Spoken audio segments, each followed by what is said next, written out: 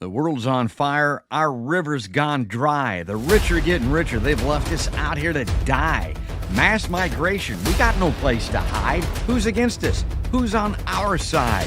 Are they too dumb or are they just in on it? Liars and cheaters, a red-hot grip. Ditch the gaslighting gas bag that speaks in code. He's a faker, a shaker, a pontificating pantload. In this house of mirrors, we've hit the wall before it's too late. Let's go. Come on, y'all. It's border to border and coast to coast. It's real, it's facts, and it ain't no hoax.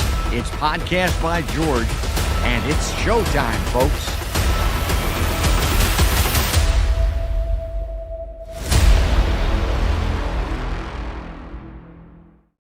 Well, hello, hi, how are you? Welcome on in to another podcast by George. I hope the audio is coming in there all right. I think it is. Let me turn that up a little bit.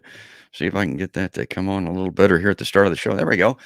Yeah, it's a happy Thursday morning here, folks. Thanks for joining us. I hope some people tune in and watch us live here today. I think I pissed off a lot of my progressive friends on the last show with Medea Benjamin when we both agreed that, you can be anti-sexism, anti-racism, anti-climate destruction, anti-corporate health care. But if you're not anti-war, folks, anti-income inequality, which a lot of folks are, but if you're not opposing this war in Ukraine, you're not a progressive. Not what I consider to be a progressive anyway.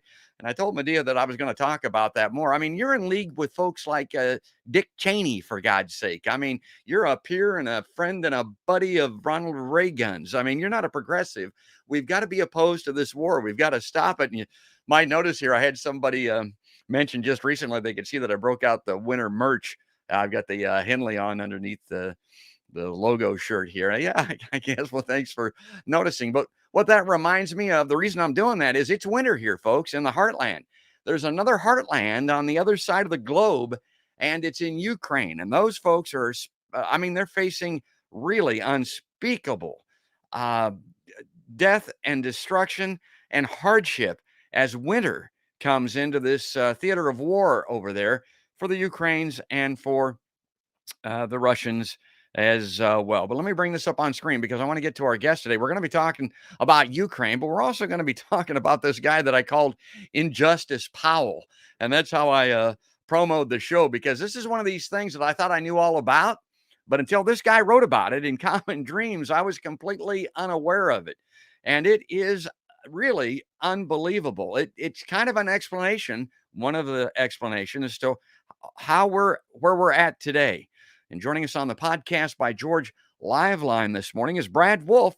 He's a former prosecutor, professor, and community college dean. He knows all about the law, and he knows all about this Powell guy that we're going to be talking about.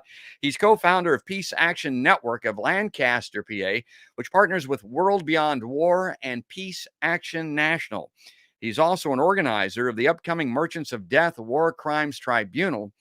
Brad has published articles in the progressive counterpunch Common Dreams, and that's where this article on this Powell character comes from, antiwar.com, Consortium News, and also an In Peace Voice. So let me go ahead and take that off the screen. Go ahead and add this and see if we can get him. There he is. Good morning, Brad. Thanks for coming on the show again. Sure. Good morning, George. Thanks for having me. Well, you're a former prosecutor and you've got a law degree and you've spent the better part of your life in law, and you probably were all aware of this, but I got to admit, I was not aware of it to this extent. And I promoted this show saying we're all screwed because of this guy. And here's his cronies in corporate America. And there's his photo, the Powell Memo Revisited. I wasn't aware of it the first time around, so I had never visited it, Brad.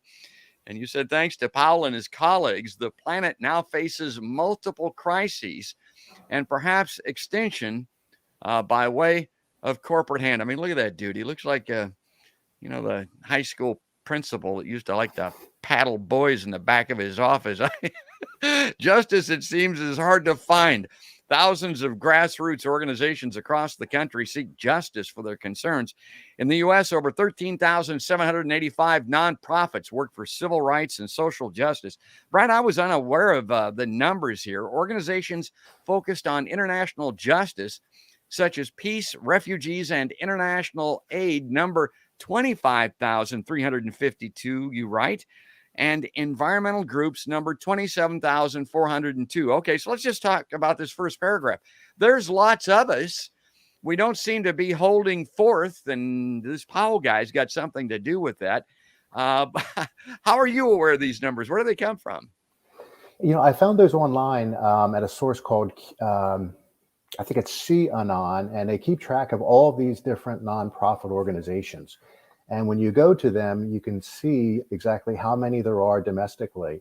And, I started to think just in Lancaster, I know of people in a whole variety of different groups, whether it's about housing insecurity or food insecurity, income inequality, the environment, and of course, anti-war groups. And so I started to think, well, I wonder how many of these there are across the country. Did some research and found that site that listed them all. And, that leads to the question of, there's all of these people so concerned that they're organizing like this. Why is there so much injustice in the country and in the world? And why are we slow to make the necessary change? Yeah, I mean, it was this is an eye-opening article on a lot of different levels. So it hit me right from the start there. From peace to prison, the environment to economic inequality, as Brad says, many Americans fight for their cause, plead for justice. The dynamic is similar in other countries. Who or what are the forces behind so much injustice and suffering?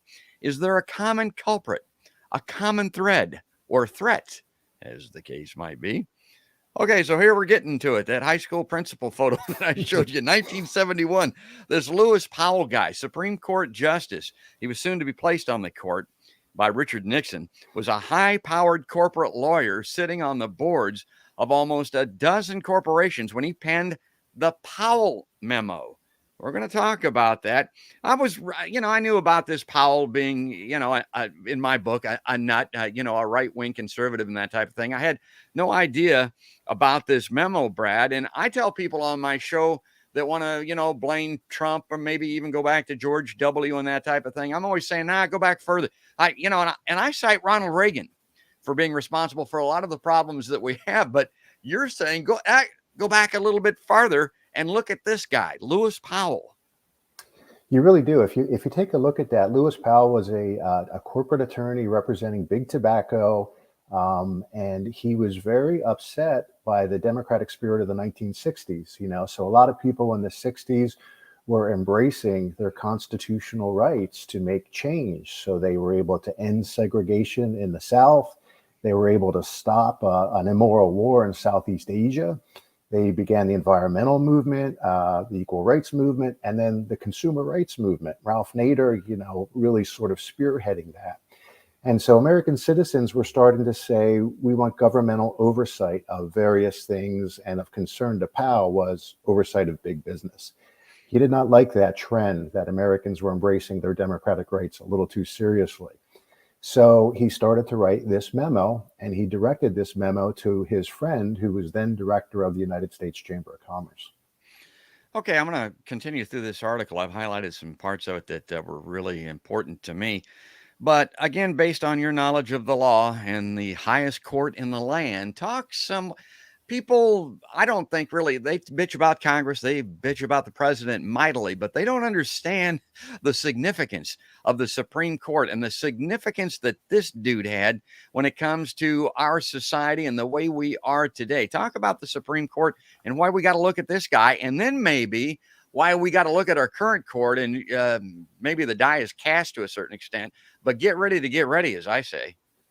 Yeah, the court has always been politicized, and certainly more so today than before. But Lewis Powell was first asked to be on the court in 1969 by Richard Nixon, and he declined because he was making too much money in the corporate world. But in 71, he eventually agreed, went on the court. And this memo, which outlined basically a corporate takeover of American democracy, he disseminated to, as I said, the director of the Chamber of Commerce. And Powell was very concerned that in academia, that our young people were being corrupted by leftist professors. And so he laid the groundwork in this extensive memo about how we're going to fight against that. We're going to seed academia with our own professors, and we're going to use the corporate leverage we have over these universities. Corporations donate a lot of money, they endow chairs, they endow buildings. use that financial leverage in universities to be certain that the right professors are put in, demand that business get the opportunity to review textbooks, have a speakers bureau that can send speakers out to corporate campuses to promote business. So these are all things that kind of were laying the groundwork of what became the, quote, Reagan Revolution, and really the conservative business takeover of America. And I'll quickly point out, when Powell was on the court, after he wrote this memo, he participated in decisions that were allowing the growth of corporations. The Buckley-Vallejo decision, the Boston Bank decision, all expanded the rights of corporations to contribute to candidates excessively. That was the foundation for the Citizens United decision. You make an excellent point there, about, to my point, I talk about how the left wing has been demonized. And a lot of people think, well, they say that the media is left wing. They say that our universities are left wing. And I look at it and say, well, what the hell are you talking about? I mean, and it goes back to Powell in the 70s. This has been a steady progression, but we're right wing, right down the line, including the two major political parties. The left wing, in a lot of ways, can't even be seen. I mean, we're way off of the spectrum, and it's because of this steady drumbeat that's been going on because of this guy. Let me bring this article up. Now, this will be some of what you talked about. Powell identified academia, the news media, television, artists, preachers, teachers, Ralph Nader specifically. God, Ralph Nader is great. And certain politicians as being the most articulate and attractive purveyors of this chorus of criticism designed to bring down all of American business. Action must be taken. And now, we're not, and so they did it, folks. Citizens were challenging. Now, we're talking about back then, or Brad is when he's writing here in Common Dreams, big business, holding them accountable, demanding governmental oversight, exercising their democratic rights. I'm thinking about, like the summer of 68 or 69 or whatever. This lasted about 3 months, I think. But to Powell, the corporate lawyer and perennial corporate board member, this was a bridge too far. The chorus must be killed. Power returned to the kings. What's another word for kings, folks? Oligarchy. The future Supreme Court Justice went on to outline in detail how the corporate world must retake control and influence over every aspect of American life. Academia must be seated with professors sympathetic to big business. Think about what I was talking about. This is going back to the 70s, folks. So this has been happening. How did we get to where we are today? This is it. This is the progression that we're talking about. Academia. Powell made a similar argument about the media. News organizations are owned by corporations, he said, and they too must be persuaded to realize that their corporate profits hang in the balance if they continue to publish stories unfavorable to American business. Stories about consumer rights and environmental rights must stop. Now, I was on the tail end of that because, I started in the late 70s in broadcasting into the early 80s. We had the Fairness Doctrine in place, and we tried to get both sides. The station owners were mightily concerned about losing their FCC licenses because if they did, they were out of business. But it goes a little bit deeper than that, particularly with the corporate takeover of the media, because major corporations now, a half dozen of them, own all of the media. And guess what, folks? Those are your board members that Brad was talking about on the chambers of commerce, the right wingers. Those are the folks that own us. And I'm talking about the media. So I don't know, Brad, I want to go through some more of this, but go ahead and pick up here. Well, yeah, corporations play the long game. They're very patient. They set this in place, as you said, in the early 70s, and they were very meticulous in the planning of this. They knew this was going to be a long game procedure, but they ultimately were going to be successful. And that's what disturbed me so much about the Powell memo. I had read this memo years ago, but they were so successful in deploying it that every aspect of our life has almost been corporatized now. So we've got academia, we've got news, even education is being privatized and corporatized, our prison systems privatized and corporatized. The mergers and acquisitions of these corporations into ever more powerful enterprises has just stretched to cover every aspect of American life. And so that goes into the weapons manufacturers, which was a big concern of me, as these corporations are so big, so powerful, and covering all of these aspects. And it goes back to the Powell memo. And I thought, it's time I write about this and make people aware of just how this all came about. This is the blueprint. Everybody's always looking for, where's the smoking gun, of how we ended up. Well, here's a smoking gun. This is a memo you can look at, you can point at. And in my mind, it's a great organizing tool. If groups are interested in finding something to kind of wave, this is something to look at and wave. And you're not alone. This article appeared, like I said, in commondreams.org, and I encourage everybody to follow that. I've been talking about them. I get a lot of my stories for the show from commondreams.org. Robert Reich is a contributor also, and everybody knows who Robert Reich is who watches my show probably. He picked this up and ran with it too. I mean, he just came out with a story about this Powell memo in the past week. So Brad's not alone in citing the significance of this. I want to make sure everybody understands that. And I want to read this last paragraph now, because it's great. It goes to his point here about what's happening here. ExxonMobil, Shell, Raytheon, Lockheed Martin, Vanguard, BlackRock, Northrop Grumman, Core Civic, and all their kin have staged a hostile takeover of government and the daily life of its people. They hold the reins. They are the common thread and threat. Until corporate monoliths are disassembled and defanged, justice will be hard to find, and I would say virtually impossible. And it's this inverted fascism that people talk about. Normally, fascism is, when the government partners with corporations to bring fascism. It's kind of the reverse here in the country. The corporations now are using the government. That is their tool for fascism in America. And Brad, maybe you've considered this, but when I see these and I see that litany of companies, I think one of the reasons that this is going to be virtually impossible to do anything about is because of the stock market and because of 401ks in particular, and how, the unions were broken and the pension funds were removed. And so now people are reliant on their 401ks for their retirements. Their entire working lives are built around contributing to these 401ks. And who are the biggest benefactors of that? And who do they rely on to keep profitable so that they can get the earnings? And they're not very much. The 401ks don't work very good, but it's because of that. Is that an angle that you've considered? It is. And, people look at Raytheon and General Dynamics and these weapons manufacturers, and they say during the last 2 years, the only companies that have really performed well in the stock market are weapons manufacturers, as the stock market took a dive. These weapons manufacturers can engage in economic conversion, and they can we're not saying go out of business, we're just saying convert from weapons of war to building a quality of life, a sustainable quality of life. They've got tremendous research capabilities, engineers, and potential to really do wonderful things in terms of building a sustainable quality of life and having products that promote life rather than kill. That can generate excellent returns for investors in 401ks and everything else. So this isn't saying, oh, let's put these people out of business. Let's reduce their power in Congress. One of the difficulties we're facing is that these people have such powerful sway over Congress.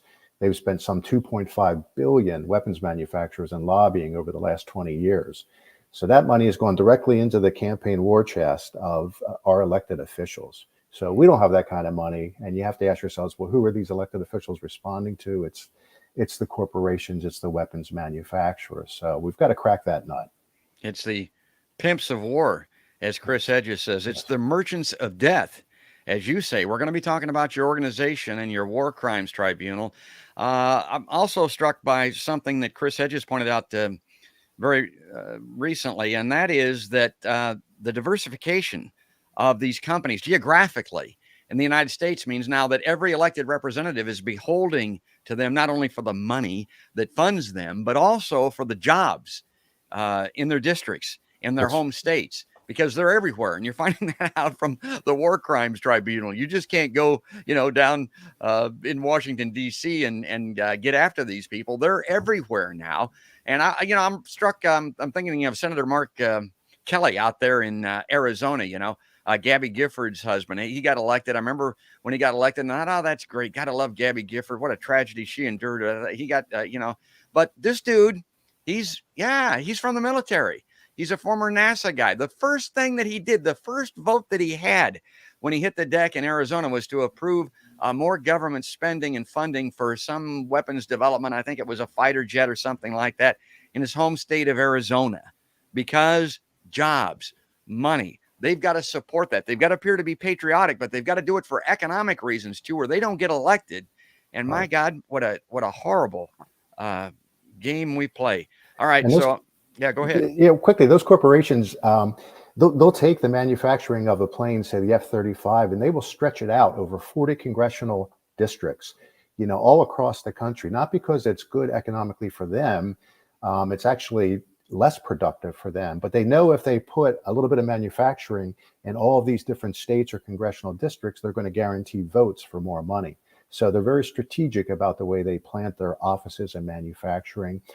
All kinds of studies have indicated if you invested the same amount of money in other products, manufacturing and textiles and things of that nature, it would produce far greater benefit to the general economy than weapons manufacturers. Yeah, I've fallen out of love with Bernie Sanders, but I think a lot of that Yes, F-35 manufacturing takes place in Vermont, it and does. Bernie's he's voting for this NDAA, now approaching $1 trillion, $850 on top of the table, sending all this funding to Ukraine for war. I don't know if that's got anything to do with what the hell Bernie's doing. I don't know if Yeah. Bernie knows what the hell he's doing. Okay, so let's transition from. Check out this Powell memo. Go to commondreams.org. And check out Brad's writings on it. But when I was putting together this show, Brad and I could talk for hours. I could have put 20 stories together for he and I to talk about. And so I got to get moving here. I got to bring this up on screen. I want to bring this up right off the top here. This is very timely. This is out of the Associated Press. We've decided here to send Patriot missiles to the Ukraine. Explainer, what can the Patriot missile do for Ukraine? Okay, I saw that. And I think I got one idea what it's going to do. Washington, D.C., AP, Dateline. Patriot missile systems have long been a hot ticket item for the United States and allies in contested areas of the world as a coveted shield against incoming missiles. In Europe, the Middle East, and the Pacific, they guard against potential strikes from Iran, Somalia, and North Korea. And I highlighted that because this is this wording that you get into, this weasel stuff. Okay, it's guarding against potential strikes. Okay, this is an anti-missile defense. It strikes down other missiles. And so you read that and you think, oh, well, it's protecting people. Well, yeah, it does. But, it's like they're wanting to safeguard or protect their weapons systems. It was a critical turning point when news broke this week that the U.S. has agreed to send a Patriot missile battery to Ukraine, something Ukrainian President Vladimir Zelensky has sought for months to augment his country air defenses. U.S. officials have confirmed the agreement, and an official announcement is expected soon, but experts caution that the system's effectiveness is limited, and it may not be a game changer in the war. Okay, so let's stop there. I'll pick it up in couple of minutes here. I want Brad to comment on that because I remember these Scud missiles back, in the Iraq War. And I remember everybody jumping up and down about these Patriot missiles, and they were just, getting out there. And I think I even saw some video of these things. They don't work. They don't work very well anyway, Brad. I don't know if they work any better now than they did then, but I don't know that these are going to do anybody any good other than the people that manufacture them. Yeah, and Raytheon manufactures them. So that's one of the defendants in our tribunal. And they're about $4 million a missile, right? So you're using a $4 million missile to shoot down a $50,000 drone. From a cost-benefit analysis, it's not a good idea. But the really dangerous part of this is that it's yet another provocative step in this war. Yes. We keep going up the ladder. I think it takes 90 people to actually man one of these Patriot batteries. So clearly Americans or members of NATO can't go into Ukraine to do this. They shouldn't, because they would be subject to attack from Russia at that point. So Ukrainians are gonna have to be quickly trained in this and use these missiles. And the Patriot, the idea is basically hit a bullet with a bullet, right? You've got an incoming ballistic missile and you're gonna shoot your missile at it and try to hit that. And they have improved since the 90s, but they're still only at about 70% accuracy. So it's an expensive weapon. Putin has said this is a definite escalatory step. There will be consequences. And I'm not sure the Biden administration has an off-ramp. They've constantly talked about an off-ramp for Putin, but there's no mention of the off-ramp for NATO or for the United States. They just keep sending more and more of these weapons. I wrote an article last summer about the Ukraine war, and it was called Boiling the Frog. And if you remember that old scientific experiment where you slowly turn up the heat on the frog and it doesn't realize it's boiling to death.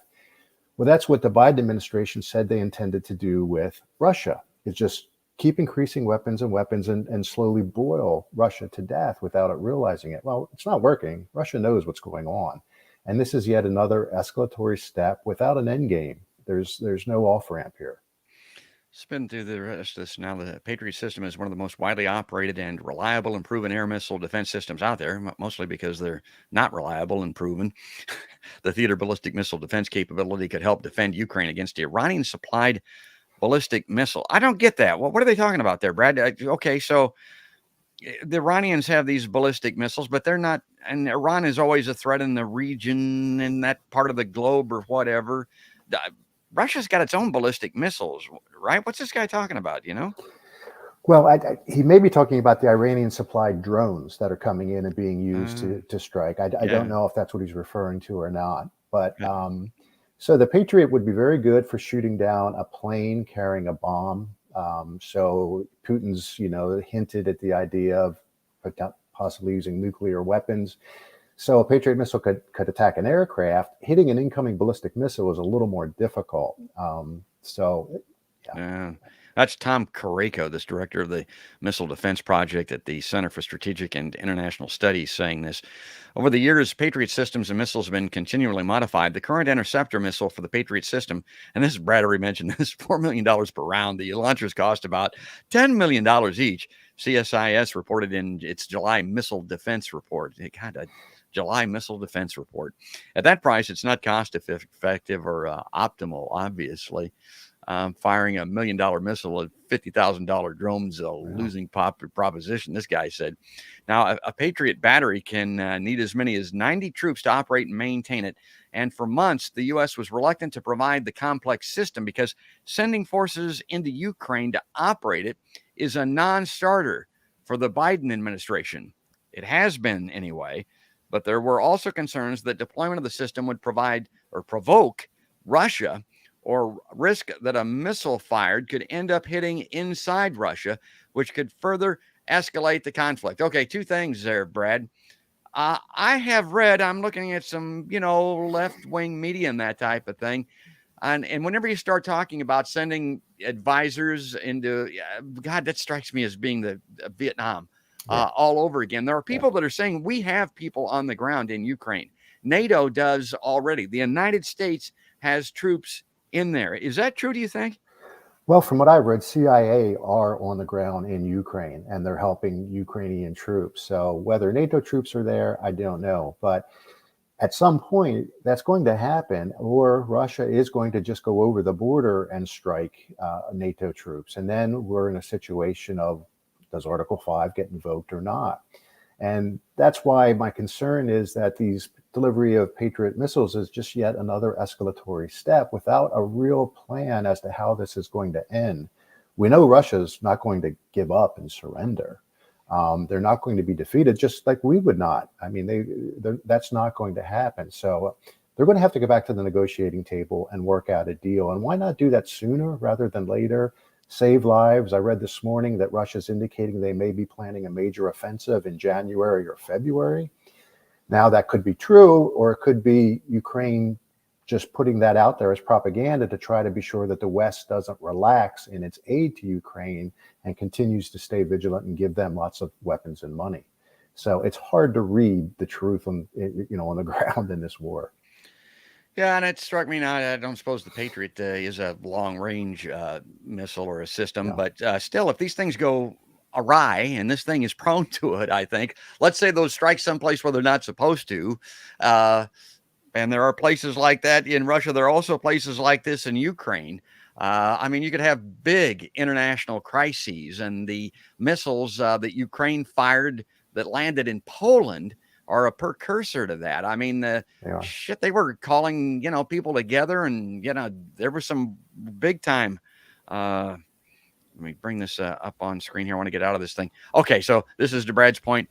Raytheon, it's the manufacturer of the Patriot, says it has been involved in a 150 intercepts of ballistic missiles since 2015. The success rate of the Patriot, however, has been repeatedly questioned. And we talked about this. The video surfaced of the systems failing. Yeah, so there we go.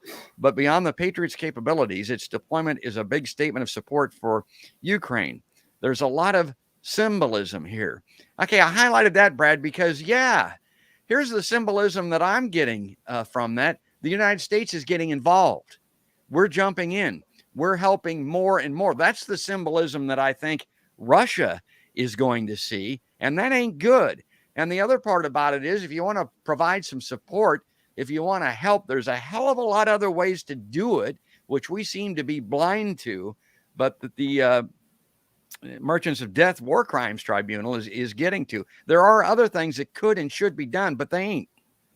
That's so true. And you have to ask yourself, what's next, right? I mean, we keep upping the ante. We keep turning the heat up to boil the frog. So now it's Patriot missiles. What are we going to supply to them next? And at some point, Russia is going to take action. We can only imagine what this would be like if, say, hypothetically, we were engaged in a war in Mexico and Russia was supplying Mexican troops with all of these weapons and Patriot missiles and things like that. And if something landed inside the United States that was Russian supplied, how would we react to that? So this is right up against Russia's border, Ukraine. And the United States is weaponizing Ukraine. They're causing extensive casualties to Russian troops. So as Putin has said, NATO is an active player in this war. All right, folks, let me bring this up on screen again. We're talking to the great Brad Wolf out there with the Peace Action Network in Lancaster. I'm just highlighting some of the news from very recently here.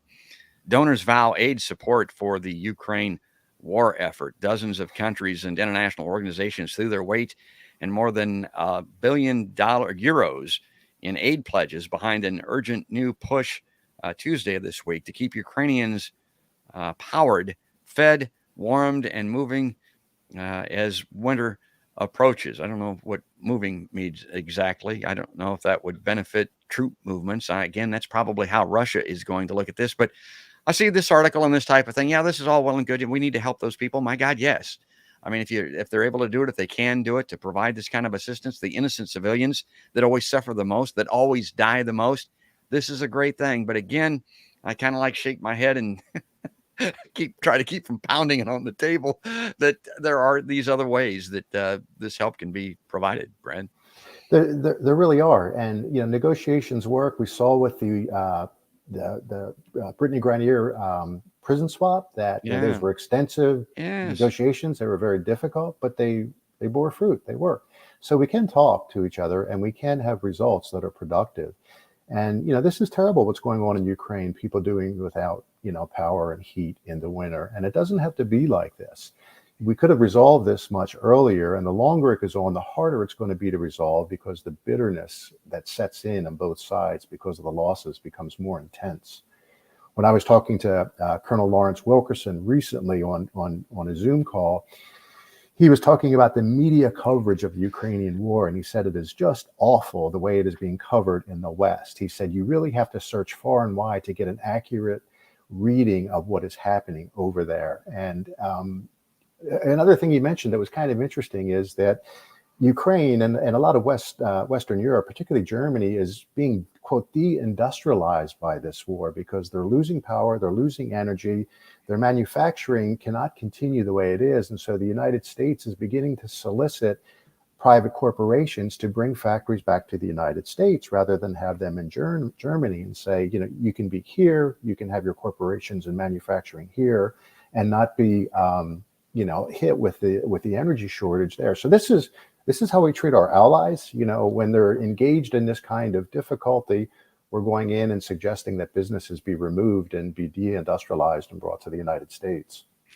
I had the great Claire Daly on my show recently, the Irish representative from the EU, and she cited a recent survey done by the Irish Times newspaper syndicate, I think, that shows that the Ukrainians want some negotiations. They want some diplomacy. If you're suffering this kind of death and destruction and hardship, you want some resolution of this. But we're getting very little reporting of this. And it goes back to that, 10 years ago, 15 years ago, when we were talking about the War Crimes Tribunal. And again, this is all well and good, and we need to help those people. My God, yes. I mean, if you're able to do it, if they can do it, to provide this kind of assistance, the innocent civilians that always die the most, Powell memo again. Are we being propagandized by corporate right-wing media so that we're not getting the truth or seeing this? And again, I don't run with the traffic. I look at things differently, but on my own, uh, local level here in Iowa, I remember talking to our elected representative who since has lost the election, lost their seat. They were out talking to flood victims. They'd been flooded out of their homes for the second time out in western Iowa. And it was all about what could be done to them. And they were kind of slapping themselves on the back that Congress had come up with some funding to help these people. But I went up to her and I said, are any of those people that you're talking to out there talking about the climate catastrophe and how something needs to be done about that, or they're going to be flooded out of their homes a third or a fourth time? And you could kind of see the hesitancy, if not fear, in the eyes of the representative. They didn't want to talk about that. I mean, corporations don't want to talk about that. Big Ag does not want to talk about that. And they said, well, no, I think these people are just, more concerned about today and getting back on their feet and getting the help that they need. And they don't talk about climate and that type of thing. And I'm like, well, do you ask them about it? So long explanation there or question, Brad. Do you think we're getting the true story? Are the media asking these types of questions of the Ukrainian people and of the politicians? It seems like they're just looking at it from a strictly military perspective. They are. When you look at the reporting in the West, all the sources are Ukrainian military or United States military. That's the New York Times, Washington Post, CNN, whoever it is. They're all quoting Ukrainian military. So, you don't have people out in the field independently the way we did, say, in Vietnam in terms of journalists. They're relying on what the military is saying. The military obviously has an interest in presenting this a certain way.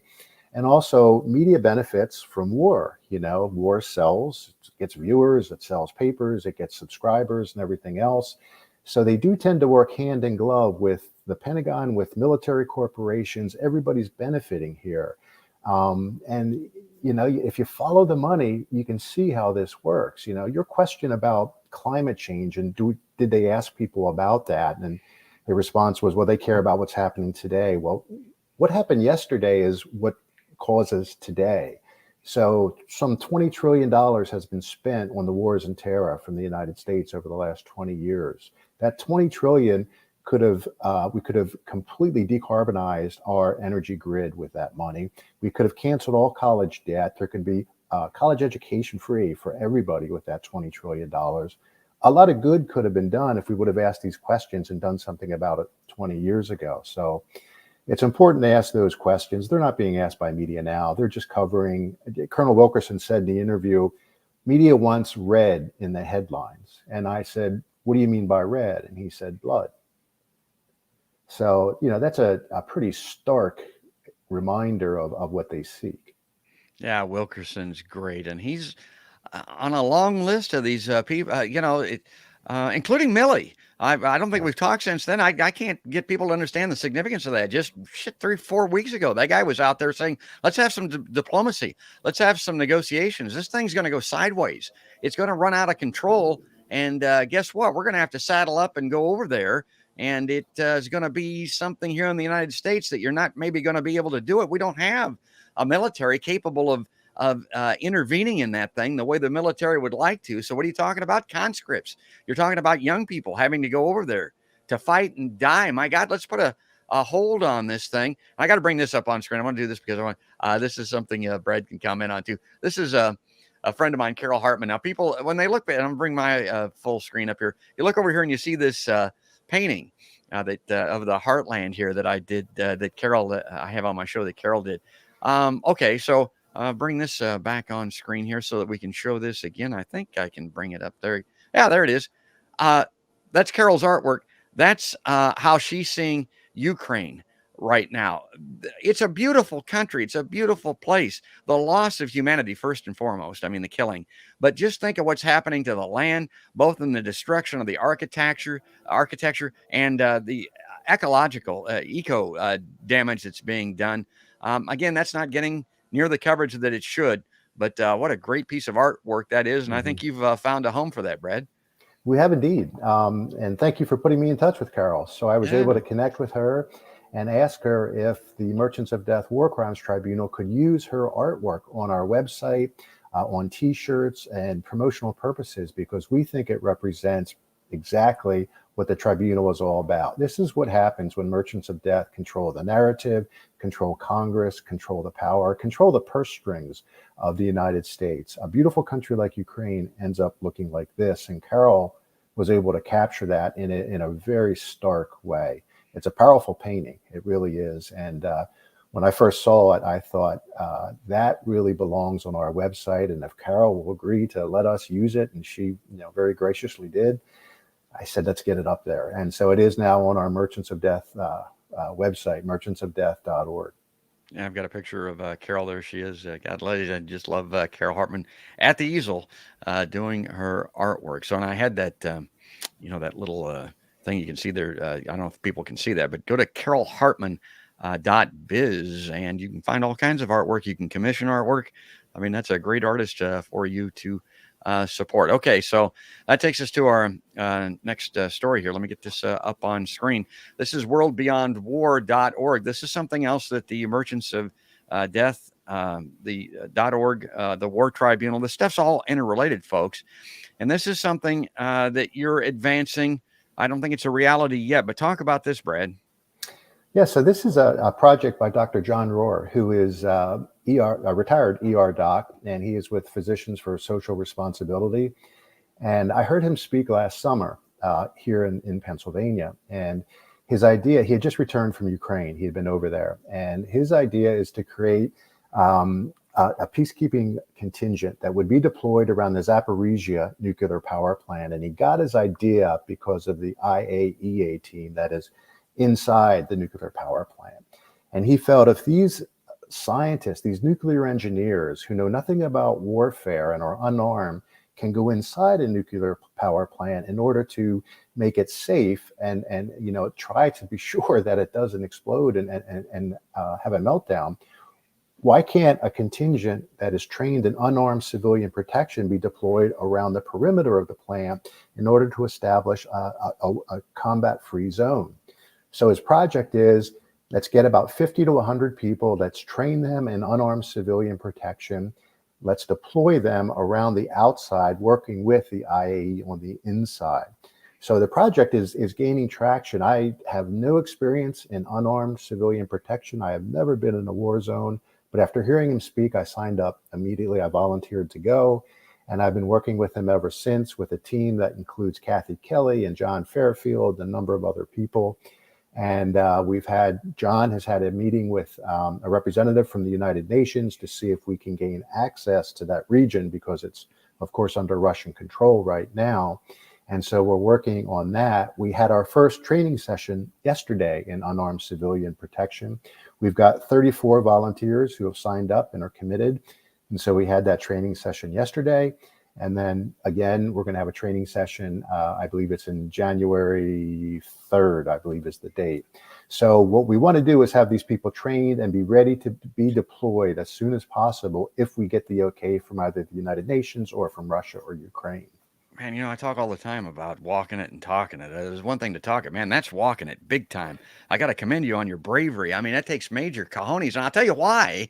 That makes me a little bit nervous or a little bit fearful. They've been shelling this thing, right, inside of Ukraine. Okay, it's under Russian control, right? And so there's a dispute as to who's doing the shelling. But I'm looking at this thinking, why would Russians shell that plant that they're controlling, that they're inside of? And the concern that I have here is that whoever's doing the shelling, if they'll do that to a nuclear power plant, will they not do it simply because your protectors are there? That's scary stuff, Brad. It is scary stuff, and we take it very seriously. And the Russians do control the plant. We don't know exactly who is doing the shelling, but as you say, it's unlikely the Russians are going to be shelling their own soldiers at the plant. It's the largest nuclear power plant in Europe. It has 6 reactors. And the main threat right now is trying to keep all of the nuclear material cool in these cooling ponds, which requires energy that continues to be cut off temporarily because of the shelling around it. And God forbid, shelling actually strikes the plant itself and takes out the control center where it's being manned. So Our thinking is, and this has worked in other areas, this unarmed civilian protection groups has worked in Sudan and many other areas, where you go and you establish relationships with the people in the immediate surrounding area, and you let them know that this is a civilian zone with great danger. We are here, others are here, do not fire on this zone, almost as if it's a school or it's a hospital or something along those lines. And yes, it's dangerous, but soldiers are deployed and they die. And so the idea is, you take the risk when you go there. But the hope is it will send a signal that would grow and say that unarmed civilian protection, if it works in Zaporizhia, it could work in other areas of Ukraine.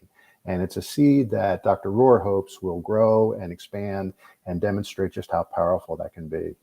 Zaporizhia. I mean, I can barely say it. Wasn't aware of it until the war broke out. Me I neither. also just learned recently, yeah, you can correct me if I'm wrong, but Chernobyl is inside the Ukrainian border.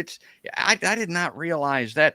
And speak to this because I talk all the time on the show about the 2020 world that we live in. We can be dead in 20 minutes from an accidental nuclear strike, 20 years from climate catastrophe. I've always said that to me, the greatest danger, other than us getting on the ground, maybe, in Ukraine, is that somebody's going to get an itchy trigger finger or screw up Murphy's Law, make a mistake and fire a nuke by accident. But it could be that the greatest danger of all is this damn nuclear power plant. And I know that it's really high on your list, not if, maybe the top of your list as far as risks are and dangers are concerned. Now, the media's reported it, but they haven't talked about it in those terms. This may be the greatest risk to the world, could be this one plant. It could be. And as you say, Chernobyl is in Ukraine, but it's in a very rural section of Ukraine. Zaporizhia is in sort of the heart of the industrial homeland of Ukraine. So there's a lot of people in that region around Zaporizhia. And if any one of those reactors would melt down, or any of the material, the nuclear waste that's being cooled, isn't cooled by electricity, that water will soon boil, and then you will have a meltdown and it will spew radioactivity all across Ukraine, which would then flow into Western Europe, depending on the wind. So a lot of people would die immediately. And this is, I think, one of the big challenges, because you don't have a lot of communications going on between the US and Russia. Yeah. Missiles are flying all over the place. You've got soldiers walking around a nuclear power plant with weapons, inside the power plant. A lot of the people working at Zaporizhia are working under great duress, which is something that should not happen in a nuclear power plant. So this is very serious business, and commend the IAEA for being there. But Dr. Rohr and his group, we want to try to see if we can do something else to help. Okay, before I leave, I don't know how I can get to all these things. I'm going to bring this up on screen. Let's update here the Merchants of Death War Crimes Tribunal that I had you on to talk about before. You served these subpoenas, and of course they ignored them. Boeing did come down and talk to you. That's where this photo is at. Give us the latest on this, Brad. So what we've done is continue to interview people. I mentioned Colonel Wilkerson. He agreed to be interviewed as a witness. We're gathering testimonies, and his testimony was very powerful. He referred to, we were talking about the Pentagon failing on accounting. Well, he was talking about skids of US dollars being shipped to Iraq when he was there and simply disappearing. Now, this money was meant to pay Iraqi soldiers and things like that. This kind of money was disappearing. He was very clear that weapons manufacturers create an atmosphere that encourages more war. So we've got the Wilkerson interview. Yesterday, I interviewed William Astori, who is a 20-year retired lieutenant colonel from the Air Force, writes for Tom Dispatch, has an excellent new article out today, actually, on Tom Dispatch about nuclear madness, which he believes is utterly insane. Our nuclear posture with the triad and updating the triad is insane. I had the benefit of interviewing Cornel West. Yeah, that was one of the highlights of my life, I think. I got a clip here. I want to play. This is just a little over a minute, and it's so good. I mean, I just got to play. I mean, the great Cornel West. He's helping out. He's a part of this now. So here he is. I think that militarism is a cancer that has domestic and international dimensions. When you militarize a situation, it's all force, it's all brute force, persuasion drops out, and it brings out the worst in human beings, the worst in who we are as a species. And the worst for me is always understood in terms of what Howard Thurman called the hounds of hell. I think it's a form of spiritual decay. It's a form of moral decrepitude. And we have to bring a spiritual and moral, not just a critique, but a witness. We have to intervene. We have to do something about it. That's part of the great legacy of Dorothy Day and Rabbi Heschel and Martin Luther King Jr., that they recognized that this was a cancer. Militarism is a cancer, and it can't be simply talked about. You actually have to attempt to do something about it. And in the end, you have to put your body on the line in terms of the nature of the intervention. Yeah. Put your body on the line. That's exactly what we were talking about here with Zaporizhia. I mean, that's exactly what those folks are planning to do. So that's outstanding. You've got quite a lineup there. I mean, Cornel West, my God, what an orator, what a supporter of find something that guy's not correct about. I mean, that's outstanding. Yeah. Kudos for that, Brad. Yeah, thank you. He's one of the great moral authorities of the country today. And he was very gracious and very informed and, endorsed the tribunal. Got to speak to him for about an hour. And this Friday, I'll be interviewing Richard Falk, the famous international human rights lawyer. He's just back from Ankara. We've got Melvin Goodman on tap to be interviewed, former CIA division chief. And then, of course, we're interviewing a lot of the victims of warfare. So victims in Pakistan, Afghanistan, Somalia, Sudan, Gaza. They will be interviewed and provide their testimony as to their experiences under fire from these weapons manufacturers. So we're going to draw the circle very tightly around these weapons manufacturers, and that they do play a role in fomenting needless war. They are aiding and abetting the U.S. government in committing war crimes and crimes against humanity. And we're going to hold them accountable. And Cornel West, later in that interview, really hits that hard, that corporations need to be held accountable.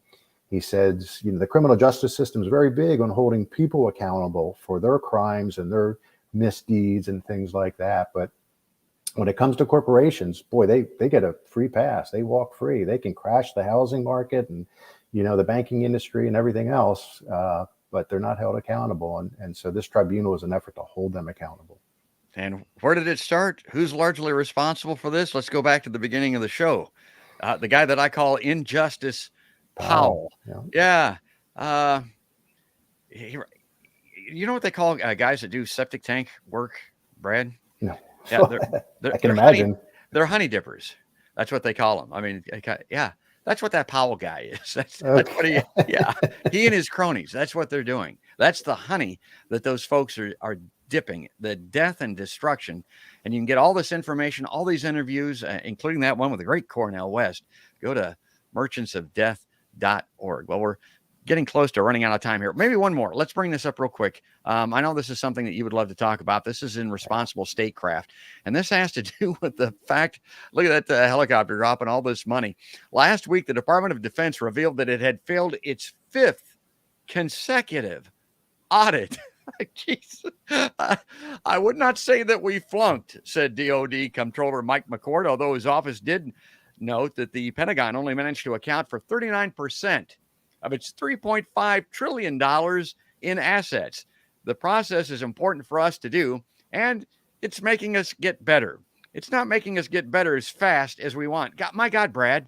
I mean, these are the purveyors of all of this harm all around the world, all of this money that's being spent. That sounds like an excuse a third grader would come up with. I mean, we have royally screwed up, killed everybody, and, well, we're not getting better as fast as we would like, but, we're trying. We're getting better. The news came as no surprise to Pentagon watchers. After all, the U.S. military has the distinction of being the only U.S. government agency to have never passed a comprehensive audit. But what did raise some eyebrows was the fact that the DOD made almost no progress in this year's bookkeeping. Of the 27 areas investigated, only 7 earned a clean bill of financial health, which McCord described as basically the same picture as last year. Unfortunately, momentum around the bill appears to have fizzled out, leaving the Pentagon's accountants as the last line of defense. This per this McCord guy, the DOT hopes to finally pass an audit by 2027, a mere 14 years after every other agency in the U.S. government blew past that milestone. That may coincide with another historical moment, according to Andrew Lautz of the National Taxpayers Union. We would reach a $1 trillion defense budget 5 years sooner than the CBO estimates in 2027.